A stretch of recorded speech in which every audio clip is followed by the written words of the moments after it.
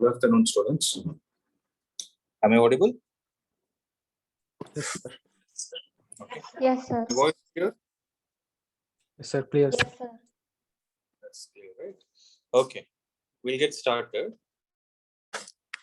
Just a minute. What was the topic we were discussing yesterday? I remember starting. So the Coulomb's law, sir. We finished the derivation of Coulomb's law. Yeah, we saw that, right? Yes.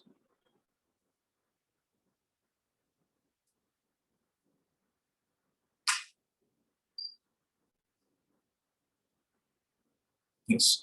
So we saw Coulomb's law, right? So do you guys remember? Just a minute. I'm sharing my screen.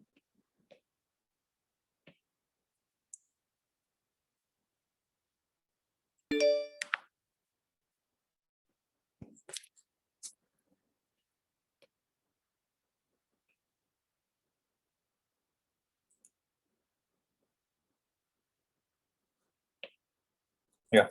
So what does Coulomb's law state?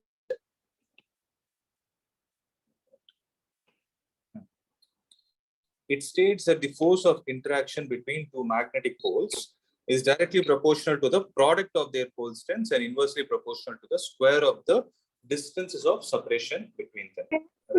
ஒரு 2 lesson தானே முடிச்சிருக்காங்க. அதுல ஒரு lesson தான் எங்க ஸ்கூல்ல நடத்துனது. அப்ப ஒரு லெசன் முடிஞ்சு பார்த்தா இன்னொரு லெசன் நானே தான் படிக்கணும். மேக்ஸ்லயும்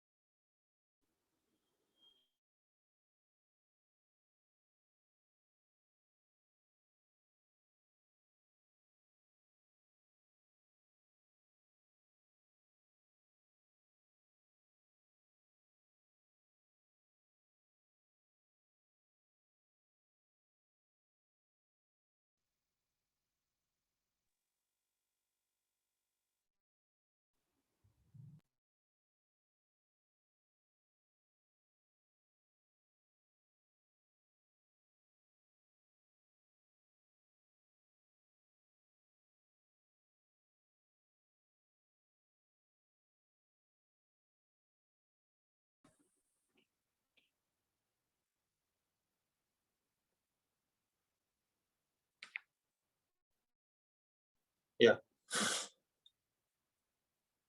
So I was talking about pole strength. So write down the definition of pole strength, guys. I'm audible, right? Can someone confirm, please? Yes, sir. Yeah, please write it down. So quantity corresponding to the amount of magnetic flux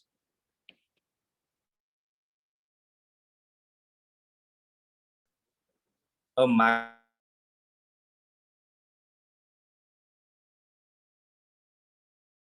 Sir, your voice is breaking, sir.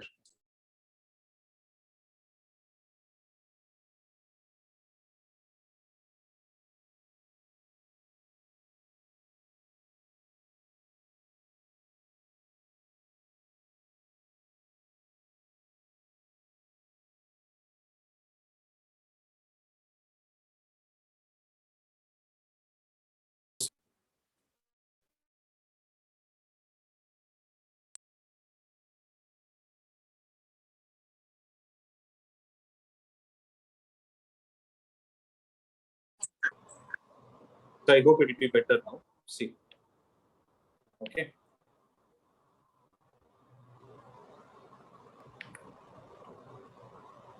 So I was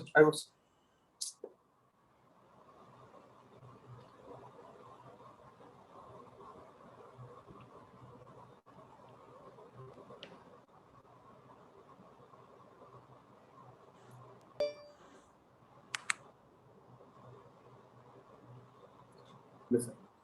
So I was talking about the definition of pole strength.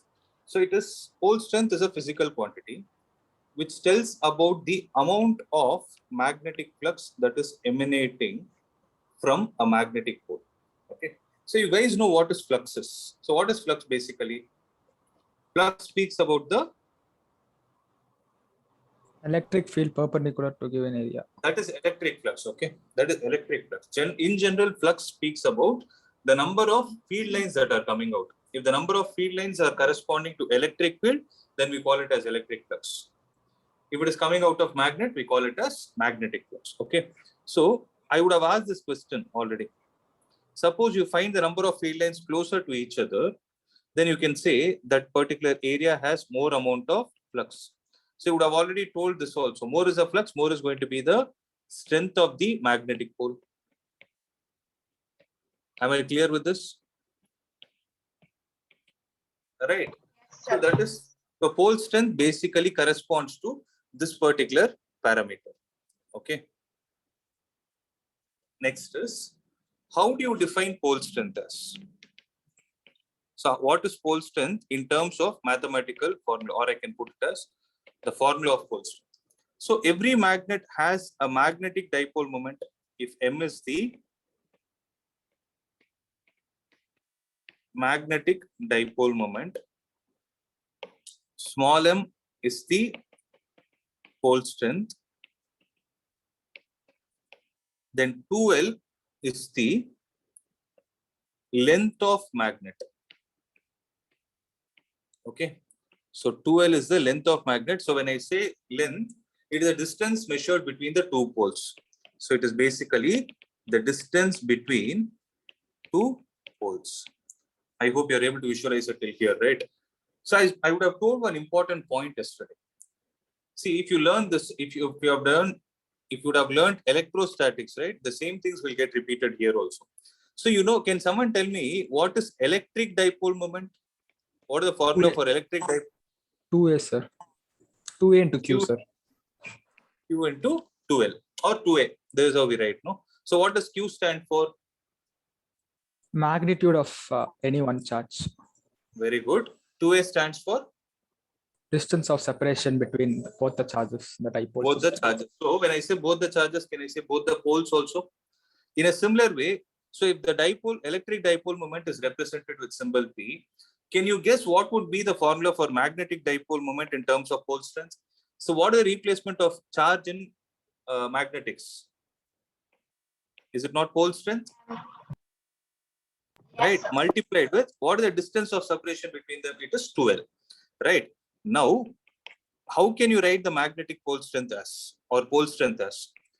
Capital M divided by 2L. So can I call this as the mathematical formula, guys? So how do you define it? It is the ratio of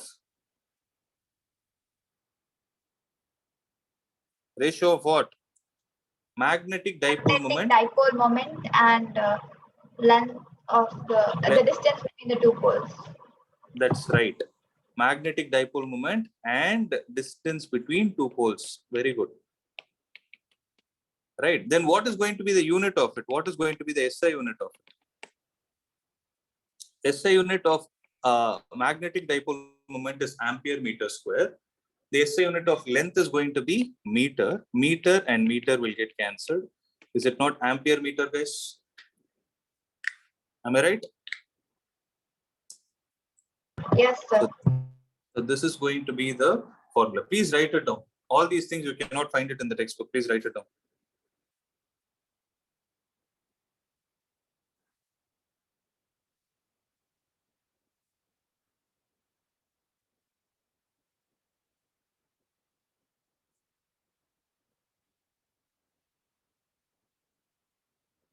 Right.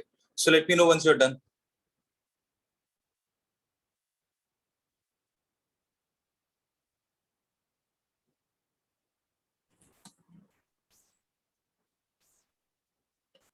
Done?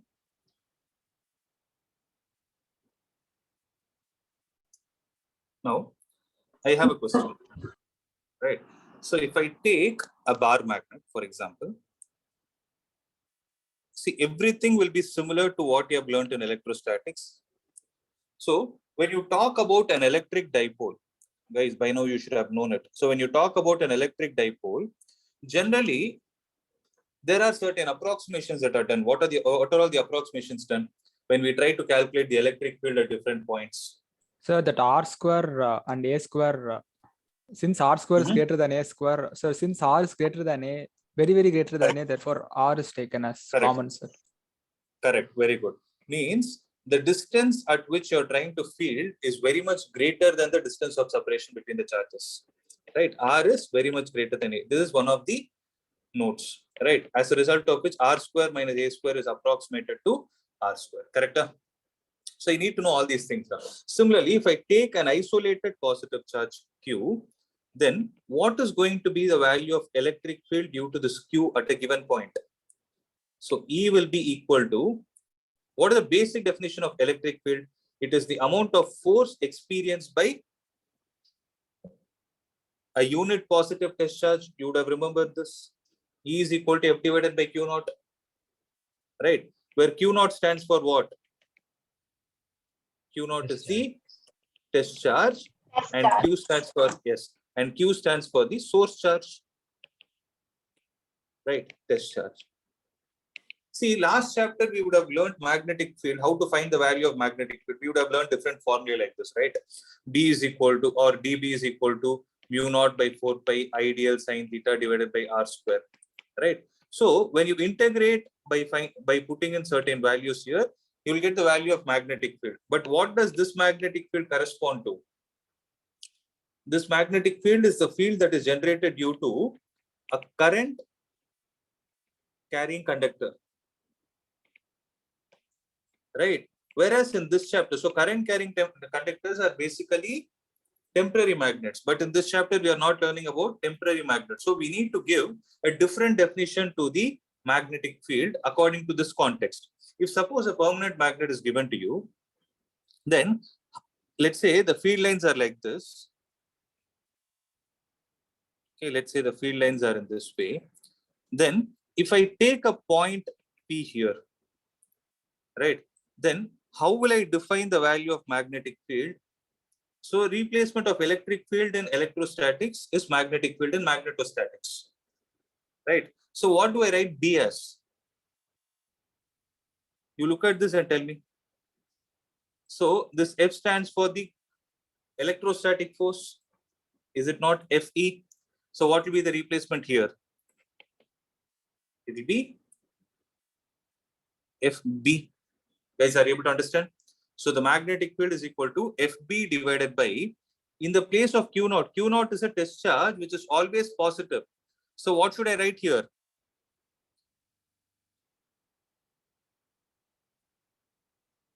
Small m, sir, magnetic dipole, sir. That's right. The value of small m, for which pole generally positive charge is similar to north pole here. So can I write it as Fb divided by Mn, where Mn stands for the pole strength of the magnetic north.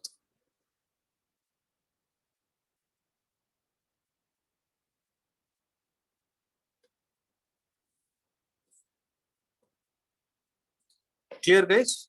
Okay. So remember this expression. So based on this expression, we are going to derive certain factors. This derivation is important for you to understand the subsequent concept. So please concentrate, okay?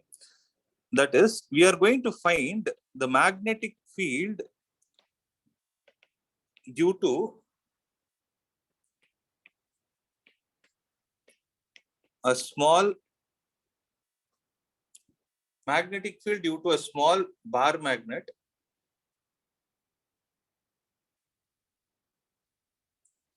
along an axial point. So magnetic field strength, a magnetic field due to a small bar magnet along an axial point. Okay. So before that, tell me what is the electric field formula along axial point? 1 by 4 pi epsilon naught. R cube, Q by R cube, sir. It is 2p by r cube. Sorry, sir, 2p by R cube. 2p by r cube, where 2p stands for 2 times the electric dipole moment divided by r cube. R is what? R is the distance from the center of the dipole to the point where you are calculating the field. Similarly, here also, if you observe, we call it as a small, or generally it is called as short bar magnet. Okay, so if I take a bar magnet, only diagrammatically it is going to be big, but the points where you are calculating the field will be at a far distance. Okay, it is as if assume that there is a magnetic north pole that is placed here. Okay, now the magnetic the dipole moment, sorry, the pole strength of this north pole, I'll call it as M. This north pole also I'll call it as M. So small m stands for what? Here you need to be careful with two things. Small m stands for pole strength and capital M stands for dipole moment. What is the formula for dipole moment? M into 2L, right? And this distance I will call it as 2L. Okay. Now, you guys are going to tell me what is the approximation. North pole, south pole, M, M. If I take a point P here, from here, if I take this distance to be R, then how much is this distance going to be? This is L, and this distance is also L. So what is this distance, guys? R plus L. R plus L. Very good. R plus L, and obviously this distance is going to be R minus L. Correct? Now, listen. So, electric field due to a point charge is given as kq divided by r square. That is 1 by 4 pi epsilon naught q divided by r square. How did we get this? By applying the Coulomb's law divided by q naught, right? In a similar way, what do you think is going to be the magnetic field due to each pole? I told you yesterday, 1 by 4 pi epsilon naught will always be replaced with mu naught by 4 pi. Charge will be replaced with pole strength, and distance is the same. So mu naught by 4 pi into m divided by the distance square. Okay. So if I take this as 1 and this as 2, remember for a magnet, both the poles will have the same pole strength. It is not like M1 and M2. They will have the same pole strength. Okay. Now, what is the magnetic field due to the first charge at point P?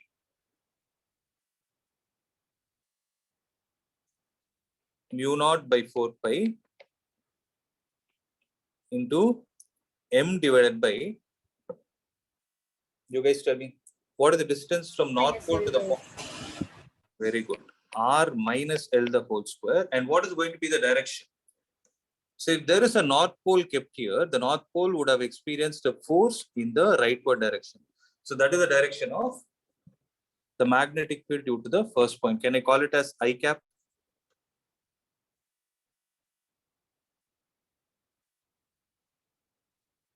Yes, sir. Right. Similarly, what is B2P vector? It will be mu naught by 4 pi small m divided by R L the whole square. R plus L the whole square in the direction of minus I cap. Right. So what is going to be the net magnetic field, guys? It is B1P vector plus B2P vector.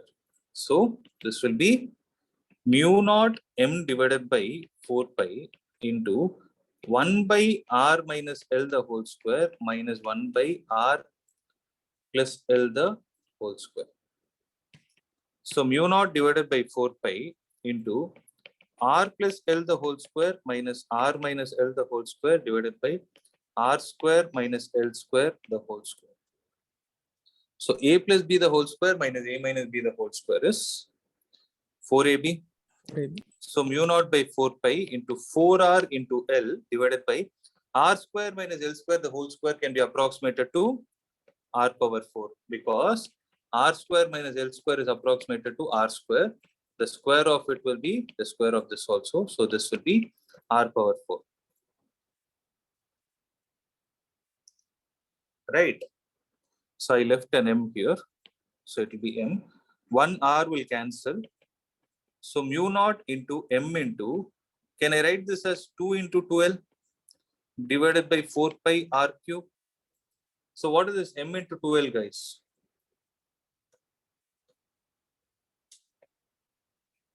Dipole, Dipole magnetic type. The magnetic dipole moment. So this will be equal to mu naught divided by 4 pi into 2 times capital M divided by R cube. Is it not similar to 1 by 4 pi epsilon naught into 2 times P divided by R cube? 1 by 4 pi epsilon naught replaced with mu naught by 4 pi. 2P replaced with 2M. R cube is R cube.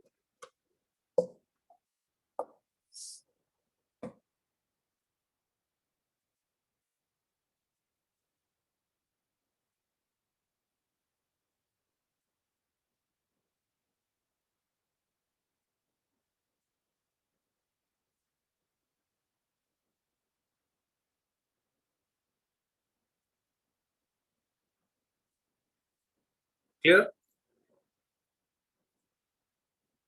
Sir, like Please how make we a- call, sir, like how we call that 1 by 4 pi epsilon not as K, sir? Can we, does mu naught by 4 pi has any special name, sir? Like, No, nothing. There it is. In Coulomb's law, it is just called K. Here, there is nothing like that. You just write it as mu naught by 4. If you want, you can give something for your reference. Okay.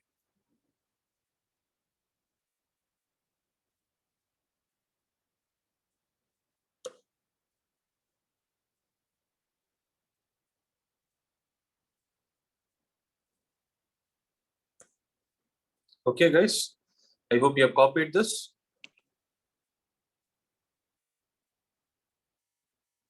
Yes, sir. Now listen. So based on this, what we are going to do is, last chapter we would have dealt with a device called solenoid, right? So here we are going to prove that solenoid behaves similar to a small bar magnet. So that's why the topic is solenoid as an equivalent bar magnet. You should have a clarity here. Solenoid is definitely an electromagnet, and bar magnet is obviously a permanent magnet. Okay. So what we are trying to say is the solenoid, which is an electromagnet, behaves similar to a bar magnet. So for that, we are going to take some ideas from the previous derivation that we just saw.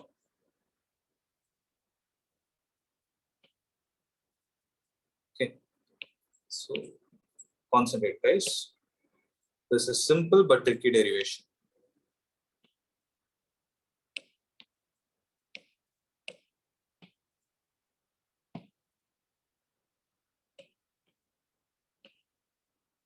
Okay. Listen. So to demonstrate the similarity of a current carrying solenoid to a bar magnet, what we will do is we will calculate the axial field of a finite solenoid carrying current. Okay. So there is a solenoid. Basically, solenoid takes the shape of a cylinder. Accepted? So around this cylinder, what is wound? There is a coil that is wound.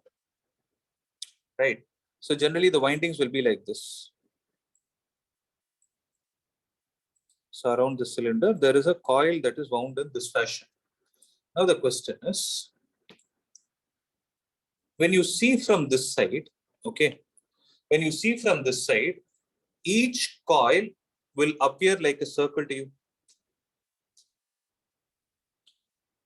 Right, because when you see from this side, you are actually going to see the cross section of the cylinder. So when you look at a wire which is wound around the cross section of a cylinder, it is going to look at the shape of a circle. Accepted? So now see, if I take the total length of the solenoid to be 2L, if I take the total length of the solenoid to be 2L, and remember, this is a finite solenoid. Here, nothing to do with the length is greater than the thickness and all those things. Nothing we are going to do. It is a general solenoid, because if you recollect, we would have got the formula as B is equal to mu naught into Ni. In the case of magnetic field due to a solenoid, right? But here, what is the approximation that we did? We considered a long solenoid. Here, we are considering a finite length solenoid. And the length of the solenoid is 2L, such that at the center, right, at the center, you break it into two parts. So this distance will be L, and this distance is also going to be L. Okay. So at the center, if you take an axis perpendicular to the natural axis, remember, This is called as the axis of solenoid.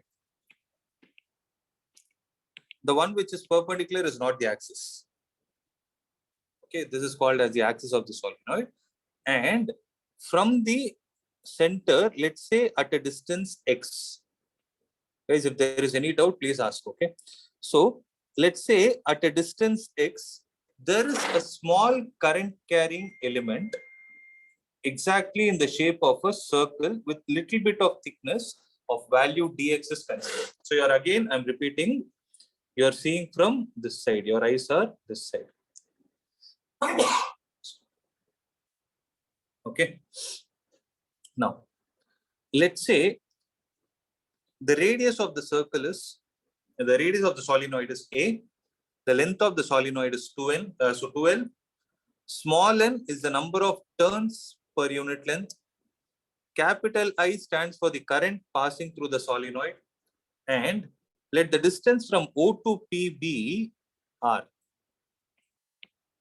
Okay, let the distance from O to P be R such that R is very much greater than L and R is very much greater than A.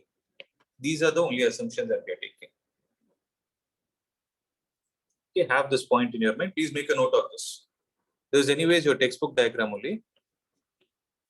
Okay, that you can copy it from textbook. If possible, I would suggest you to draw it now itself. Take notes.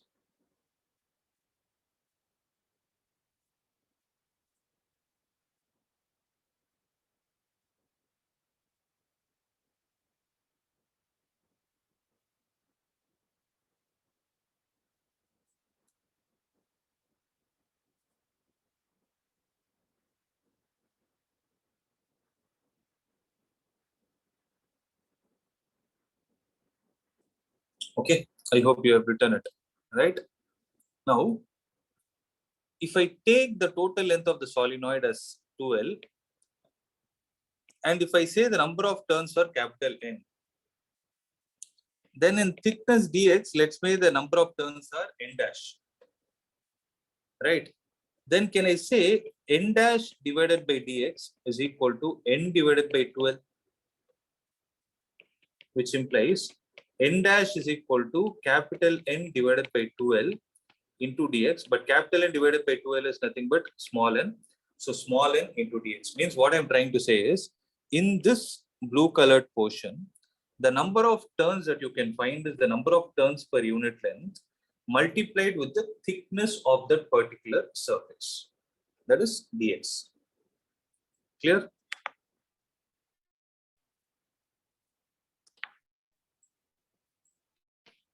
Any doubt till this step, guys? Please confirm so that I can proceed. Is everything clear? Yes, sir. Good. Now let me see. See, as I told you, when you see from this side, you are able to see a circular portion. Can I say, with respect to, see, when this point P is the axial point with respect to the solenoid, the point P will also be an axial point with respect to the circle. Accepted? Right. So due to that small portion also, it is going to be an axial point. Means if dx is like this will be the back side. Okay. If I take this point P and this distance as x and this distance as a, then can I say that the point P is also the axial point with respect to circle? So what is the magnetic field? What is a magnetic field? Due to a circular current carrying coil on its axis, mu naught n I a square divided by 2 into a square plus x square the whole power 3 by 2. Accepted? You guys remember this formula? Mu naught n I a square divided by 2 into a square plus x square the whole power 3 by 2. Right. Now what I want you to do is take that formula and apply it in this scenario and let me know. When you take dB, that is the magnetic field due to the small current carrying element, dB will be equal to mu naught by 2 is mu naught by 2 only into, in the place of capital N, what should I write? The number of turns present in that small length is n into dx, n into dx into the current that is flowing through that small loop is I into the radius is a square divided by radius is again going to be a square plus what is the distance? What is the distance from this current carrying element? I'm using black color, see. What is the distance from this current carrying element to this point? R. Is it R? Minus L. Yes, sir. R. R minus X. Okay. Okay. A square plus R minus X the whole square, the whole power 3 by 2. Clear? So, Yes, sir. see, I'm going to do the approximation in one step itself. I told you R is very much greater than L. So can I blindly conclude that R is very much greater than X also because X is a part of L. So R minus X the whole square can be approximated to R square itself. Then what will you get here? You will get A square plus R square. Then A square plus R square can also be approximated to R square. Is that clear? Yes, sir. Okay. So A square plus R square. So what will I get? dB will be equal to mu naught divided by 2 into small n into dx into I A square divided by, this whole thing is going to give you R square. R square, the whole power 3 by 2 is how much? R cube, sir. Very good. It is R cube. Is there anyone having a doubt in this step? Is there anyone not clear with this? I suggest you to write it along with me so that you will not miss anything.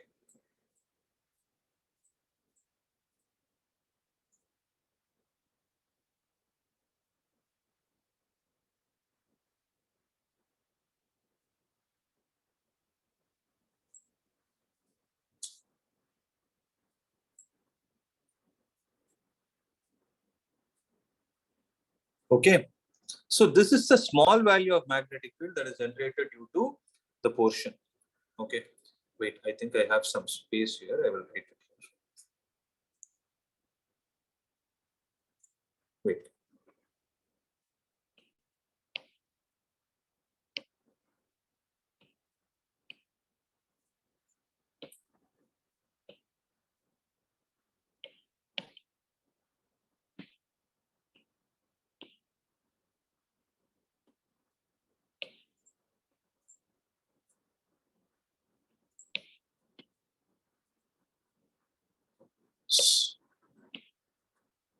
Yeah. So what is the value of dB that we got, guys? The value of dB would have got is mu naught by 2 small n into dx, small n into dx I A square divided by R cube. Correct? So what will be the value of total magnetic field? It will be integral of this thing, integral of mu naught n I A square divided by 2 R cube into dx. Here, I told you already, whenever you are integrating, you need to ensure one thing. What is that? You need to ensure that the right hand side is a function of one variable.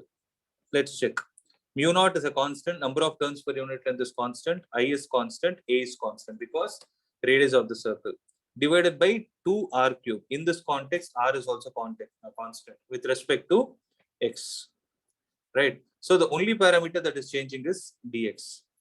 So you need to take the limits of dx. If this is origin, then this point will be minus L comma 0 and this point will be L comma 0. So X is varying from minus L to plus L. Then what is going to be the answer, guys? B will be equal to mu naught n I A square divided by 2 R cube into integral of dx from minus L to L. So what will be the final answer?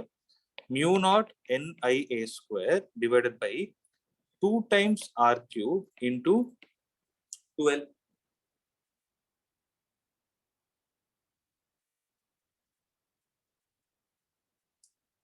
Right, because integral of dx is going to be x, and x from minus L to L will give you 12.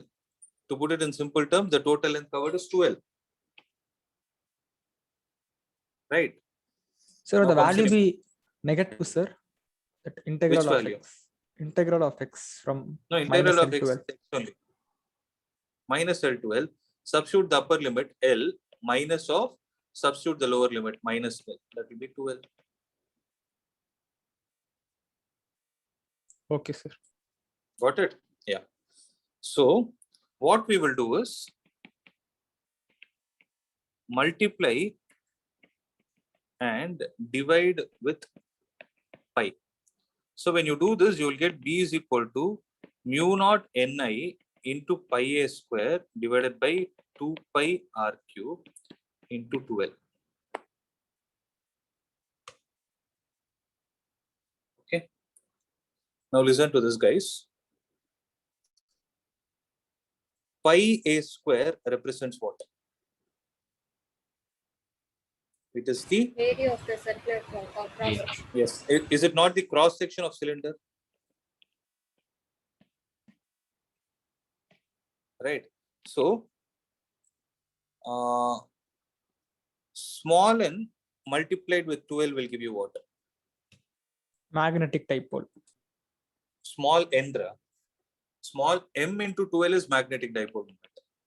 N into 12 is the total number of turns. Okay. So what I'm trying to say is pi a square is area of cross section. Okay. N into 12 is nothing but the total number of turns. Right. So B will be equal to mu naught into, can I write it as capital N into I into A, the whole divided by 2 pi R cube? Check this and let me know if there is any doubt.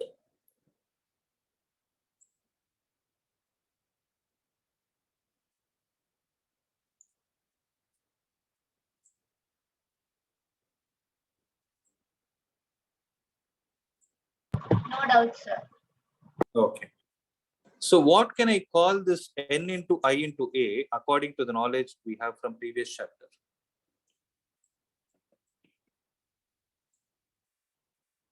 It is the magnetic dipole moment divided by 2 pi R cube, or this can also be written as mu naught into 2m divided by 4 pi R cube. What is this, guys? Is this not the magnetic field due to a bar magnet along its axial point?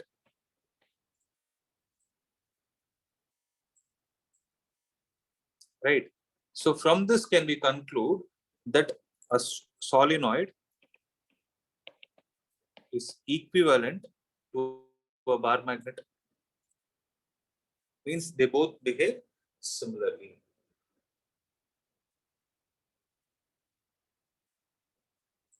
Can I say this or not? So this is the whole derivation. This is what you need to practice, and this is often asked for a 3-mark question.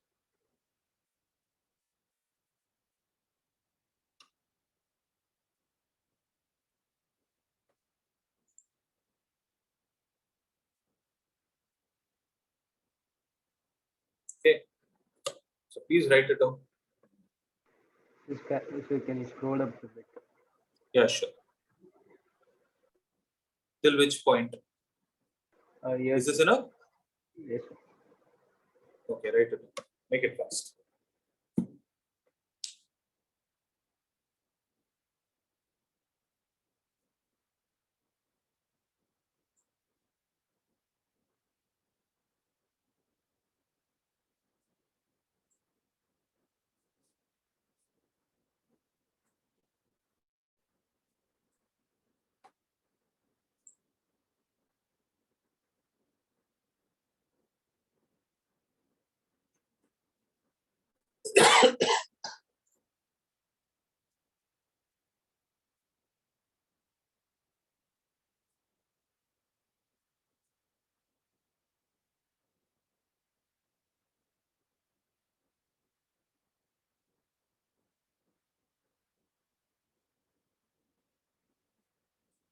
Done? Yes, sir.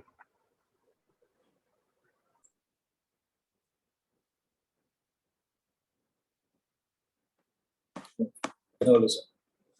Similarly, we will be calculating what is going to be the torque that is acting on a magnet placed, or torque acting on a magnetic dipole placed in external magnetic field. Okay, when a magnetic dipole of magnetic dipole moment M is placed in external magnetic field, then the torque acts on it is given by what formula? Is given as mb sin theta. So with this we derived in the previous case, previous chapter for an electromagnet. So how did we derive? Torque is equal to NIAB sin theta. Do you guys remember this? So NIA is capital M. So capital MB sin theta is what we would have derived in that scenario. Right? Here we will be applying the same thing. I will just do it in 2 steps so that you can understand it, how the derivation. It is exactly similar to how we derived in the case of electric dipole. So you have a magnetic dipole placed in external magnetic field. Okay.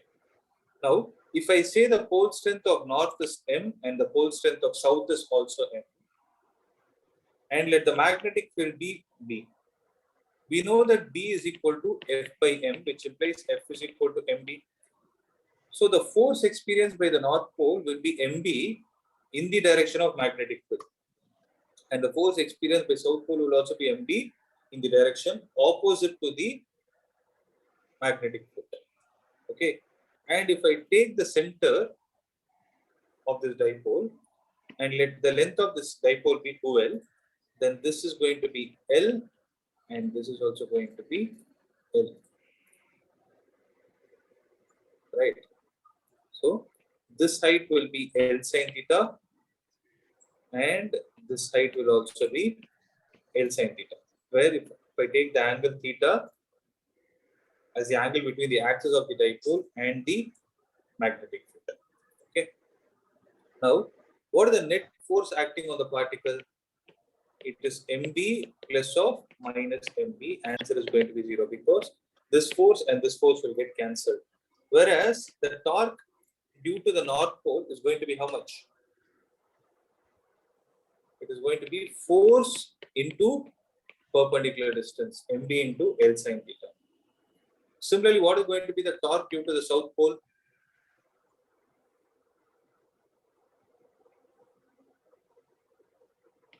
This will also be mb L sin theta. Now you guys tell me the direction in which the torque will act. Both are clockwise. Sir. So clockwise is the rotation. See, when any object is rotating in clockwise direction, the torque will act into the plane. Because you're able to see, MB will push the particle in this direction, this MB will put the particle in this direction. As a result of it, there will be a clockwise rotation that is going to take place. Right? So clockwise rotation means the torque will also always be into the plane. So the net torque in this case is going to be 2 times mb into L sin theta. 2 into m into L is going to be capital M. So capital MB sin theta is going to be the net torque experienced by this particle.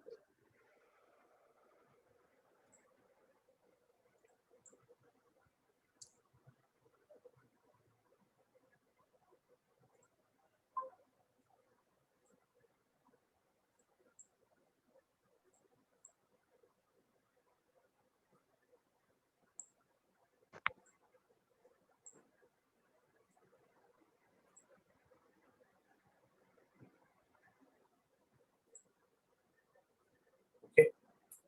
Is there any doubt?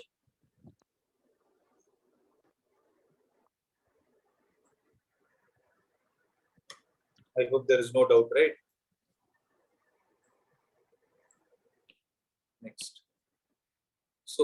In the second chapter, we would have derived the potential energy due to an electric dipole and uniform electric field. What was the value? Potential energy is equal to, you would have got minus PE cos theta, or we would have got it as minus P vector dot E vector.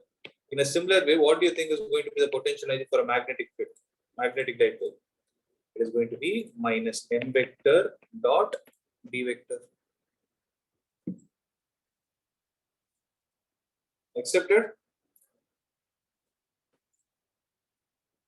Yes, sir. Please make a note of that.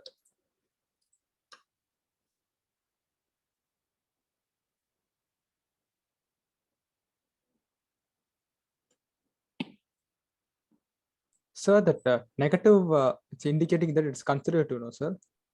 Or should we write the answer also negative, sir? Conservative, that's it. It's conservative.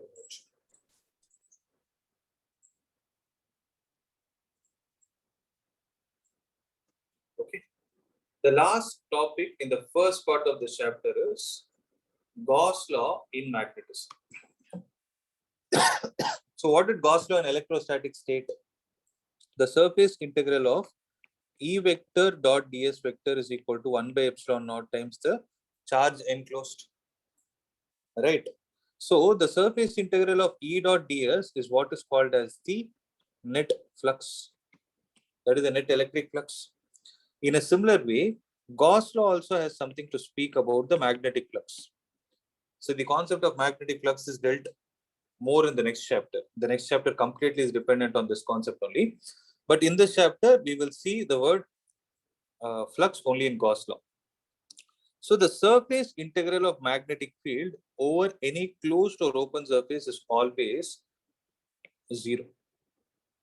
Okay. The surface integral of B vector dot dl vector, ds vector is always 0. Don't get confused between Ampere circuit law and this one. In Ampere circuit law, it is B vector dot dl vector. Here it is B vector dot ds vector. Okay. And this is the surface integral. And the reason is very simple. Okay. In the case of electric field, what will happen is if you have an electric dipole, for example, the electric field lines start from the positive charge and end with the negative charge. So if you take any Gaussian surface here, for example, then if they ask you to calculate the flux through this area, what will you say? It is only the field lines that are entering this particular surface. Whereas, if you talk about a magnetic dipole,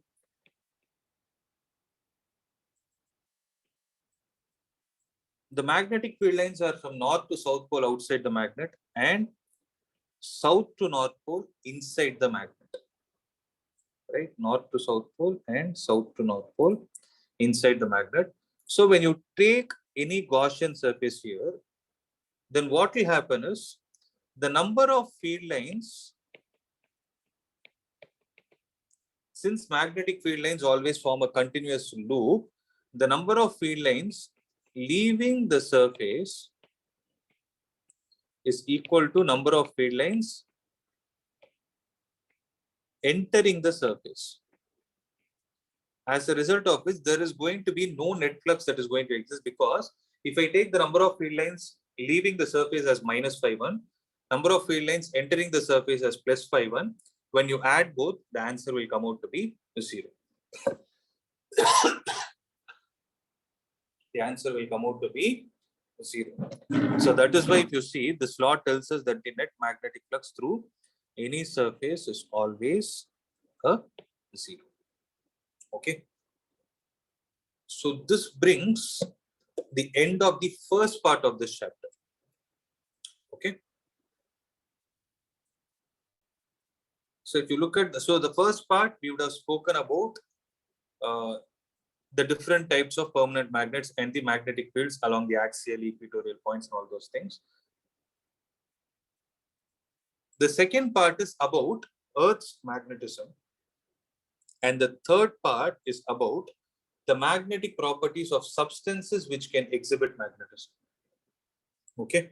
So what I would do is I will stop with this. I would not like to proceed beyond this because if I start a new topic, it is better we have a continuity. So next class, I will be explaining you on the magnetic properties of materials. Okay, so magnetic properties of materials and the terms associated with them. And an announcement that next week, since you guys have exam, physics class will not be held. Okay, so we'll have the class next to it. We'll have the next class on. When is the next one, data? We'll have the next class on 19th of July. Sharia. Anyway, I'll drop an announcement in group also. 19th of July will be the next class. Clear, guys? Any other doubts? In the meanwhile, if you need any kind of help for your exam, please do reach out to me. Okay, I'm not saying only 1 or 2 are reaching out to me. I'm not sure if you don't have any doubts or you're not studying, I'm not sure. So in the process of studying, if you have any doubt with respect to subject, please reach out to me. And I had some students approaching me for materials. See, unfortunately, I don't know what. We are also trying to follow up. We have not yet received the printed copies. So what we have done is, I have uploaded all the study materials for all the chapters. Okay, the soft copy of all the chapters under the study material tab. You can have a reference for it for this exam alone. Hopefully, we should get it back within 7 days maximum. By July 15th, I think we'll be able to give it to you. Okay, if it comes early, well and good, we'll give it to you. Okay. Anything else?